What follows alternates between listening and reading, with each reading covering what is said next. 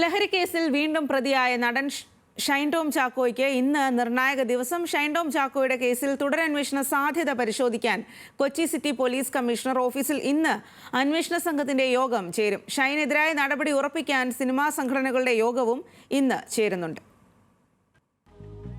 Kochi city police കമ്മീഷണറുടെ നേതൃത്വത്തിലാണ് അന്വേഷണ സംഘം ഇന്ന് യോഗം ചേരുന്നത്. ഷൈൻ ടോം ചാക്കോയ്ക്കെതിരായ കേസിൽ തുടരന്വേഷണ സാധ്യതയാണ് സംഘം ചർച്ച ചെയ്യുക.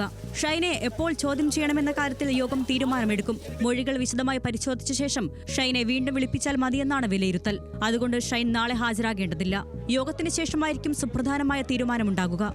ഷൈനിനെതിരായ നടപടി ചർച്ച ചെയ്യാൻ ഫിലിം ചേംബറും ഇന്ന് യോഗം ചേരുന്നുണ്ട്. രാവിലെ 11 മണിക്ക് തുടങ്ങുന്ന യോഗത്തിൽ ഷൈനെ സിനിമയിൽ നിന്നും മാറ്റി നിർത്തണമെന്നുള്ള ആവശ്യമടക്കം മറ്റംഗങ്ങളും മുന്നോട്ട് വയ്ക്കും. ഷൈനുമായി സഹകരിക്കരുതെന്ന് നിർമ്മാതാക്കൾക്കും നിർദ്ദേശം നൽകും. ഷൈനെതിരെ നടി വിൻസി നൽകിയ പരാതി അന്വേഷിക്കുന്ന അമ്മ കമ്മീഷന് മുൻപിൽ നടൻ ഹാജരാകും. ന്യൂസ് മലയാളം, കൊച്ചി.